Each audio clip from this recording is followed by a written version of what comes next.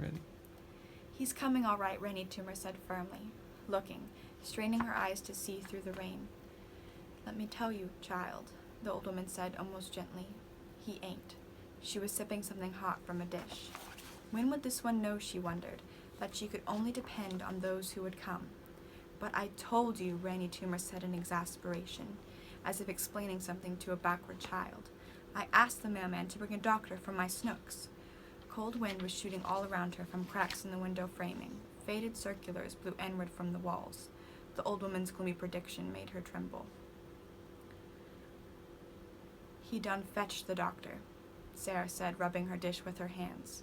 "What you reckon brung me over here in this here flood? Wasn't no desire to see no rainbows, I can tell you." Rainy Toomer paled. "I's the doctor, child." Sarah turned to Ranny with dull, wise eyes. "That there mailman didn't make it no further with that message than the road in front of my house. Lucky he got good lungs. Deaf as I is, I had myself a time trying to make out what he was yellin'."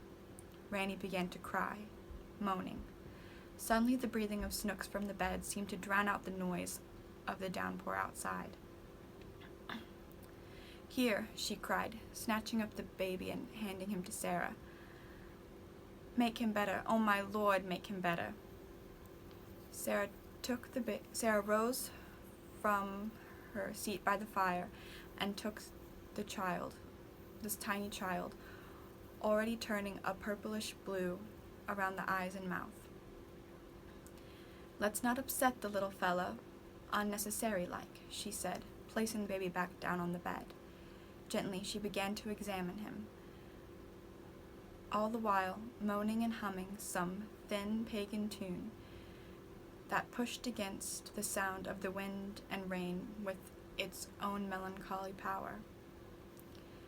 She stripped the child of all his clothes. She poked at his fiberless baby ribs, blew against his chest. Along his tiny flat back she ran her old soft fingers. The child hung on in deep, rasping sleep, and his small, glazed eyes neither opened fully nor fully closed. Rainy Toomer swayed over the bed, watching the old woman touching the baby. She thought of the time she had wasted waiting for the real doctor. Her feeling of guilt was a stone. "I'll do anything you say do, Aunt Sarah," she cried, rubbing her nose with her dress. "Anything. Just please, God, make him get better." Old Sarah dressed the baby again and sat down in front of the fire. She stayed deep in thought for several moments. "Do something quick," she urged Sarah in her mind, wanting to believe in her powers completely. "Do something that will make him rise up and call his mama. The child is dying."